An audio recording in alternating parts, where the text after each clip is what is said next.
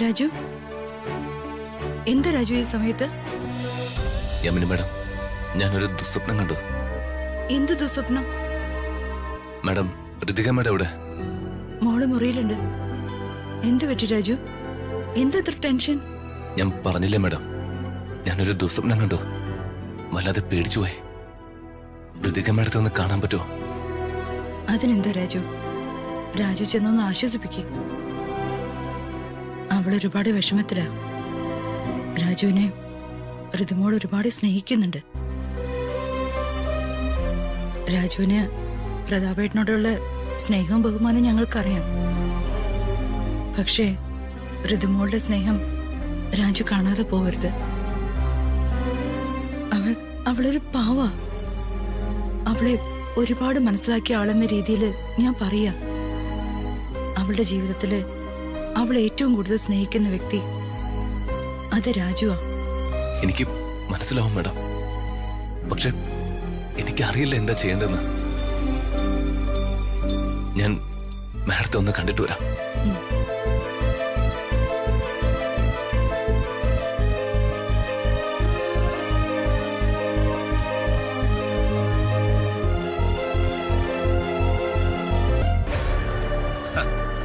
എല്ലാം കഴിഞ്ഞടാ. ഇനി എല്ലാം ദീപക് വിചാരിക്കുന്ന പോലെ. നമ്മള് വിചാരിച്ചതുപോലെയൊന്നും അല്ലടാ. എന്റെ അമ്മേ പുലിയാ. രാവണന് 10 തലയാണെങ്കിൽ എന്റെ അമ്മയ്ക്ക് 11 തലയാ. ആ തല നിറയെ ബുദ്ധിയാ. ഇനിയെല്ലാം ഞാൻ വിചാരിക്കുന്ന പോലെ നടക്കോടാ മോനെ. നീ നോക്കിക്കോ. എന്ത് പേടിക്കാനാണ്? ഈ ദീപകല്ലേ എവിടെ?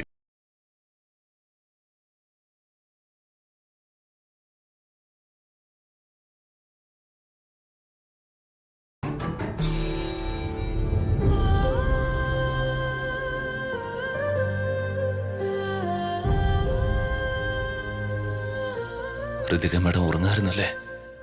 പാവം, സമാധാനായിട്ട് കിടന്നുറങ്ങട്ടെ. അവനൊന്നും തുറന്നു പറയുന്നില്ല എന്നേ ഉള്ളൂ. ഉള്ളില് അവന് നല്ല വിഷമമുണ്ട്. ഋതിക മാഡത്തിന്റെ കാര്യം ആലോചിക്കുമ്പോഴാ ഉള്ളിലൊരു നീറ്റല്. വിധിയെ തടുക്കാൻ നമുക്കാവില്ല വേണുട്ടാ. രാജുവും ഋതികയും തമ്മിൽ പിരിയാതിരിക്കാൻ നമ്മളെ കൊണ്ട് ചെയ്യാനാവുന്നതൊക്കെ നമ്മൾ ചെയ്തില്ലേ?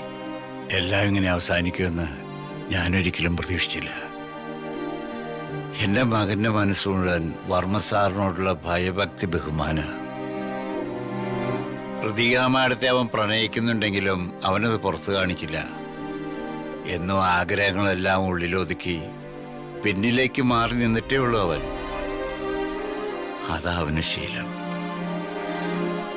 ഇല്ല വേണുട്ടാ, അങ്ങനെ രണ്ടു വഴിക്ക് അകന്നു പോവേണ്ടവരല്ല രാജു ഋതികയും. എന്റെ മകളുടെ ജീവിതം എന്തായെന്ന് ഭയന്ന് അവളെ കാണാൻ ഞാൻ ഇവിടേക്ക് തിരിച്ചു വന്നപ്പോ അവളുടെ ജീവിതം രാജുവിന്റെ കയ്യിൽ സുരക്ഷിതമാണെന്ന് അറിഞ്ഞ് ഞാൻ ഒരുപാട് സമാധാനിച്ചു. പക്ഷേ ഇപ്പൊ രാജുവിന്റെ കൂടെയല്ല അവളെന്ന് ഓർക്കുമ്പോ അംബികേച്ചിയുടെയും മകന്റെ ഇടയിലാണ് വീണ്ടും അവൾ അകപ്പെട്ടിരിക്കുന്നു എന്നുള്ള സത്യം എന്നെ ഭയപ്പെടുത്തുന്നു.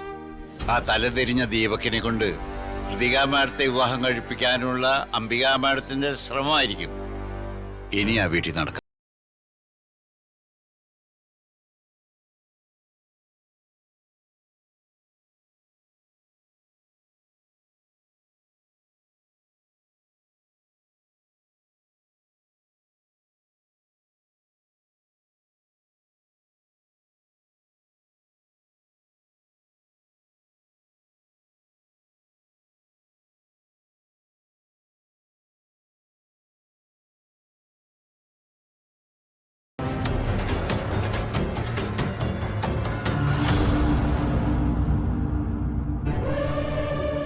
പിന്നെ എന്റെ വിവാഹം രമ്യമായിട്ട് നിശ്ചയിച്ചു എന്ന് പറഞ്ഞത്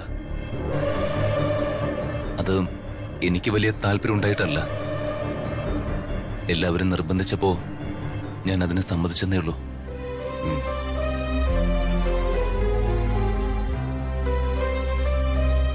കേട്ടില്ലേ രുക്മിണി ചേച്ചി? ഇതാണ് രാജുവിന്റെ അഭിപ്രായം. അവന് താല്പര്യമില്ലെങ്കിൽ പിന്നെ അവനെ ഫോഴ്സ് ചെയ്ത് ഇങ്ങനൊരു വിവാദം നിർബന്ധിപ്പിക്കേണ്ട കാര്യമുണ്ടോ? സാമ്പത്തിക സാഹചര്യങ്ങളല്ലേ രാജുവിന്റെ പ്രശ്നം. അല്ലാതെ രാജുവിന് എന്നെ ഇഷ്ടമല്ലാഞ്ഞിട്ടൊന്നും അല്ലല്ലോ.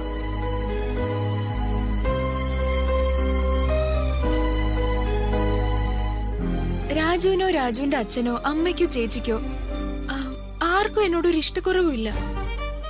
അവർക്ക് എല്ലാവർക്കും എന്നെ ഇഷ്ടമാ.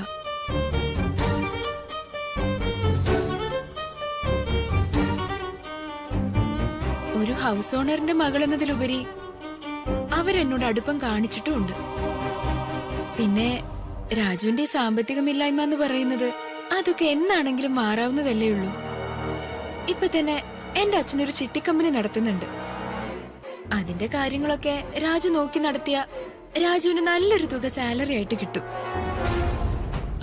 അല്ലെങ്കിൽ സാലറി ആയിട്ട് വേണ്ട, രാജുവിന് അതിനൊരു വീതം ലഭിക്കില്ലേ? പിന്നെ എന്നെ വിവാഹം കഴിക്കുന്നതോടെ അച്ഛന്റെ ബിസിനസ് കാര്യങ്ങളൊക്കെ രാജുവിനെ ഏൽപ്പിക്കാൻ അച്ഛനും താല്പര്യമുണ്ട്.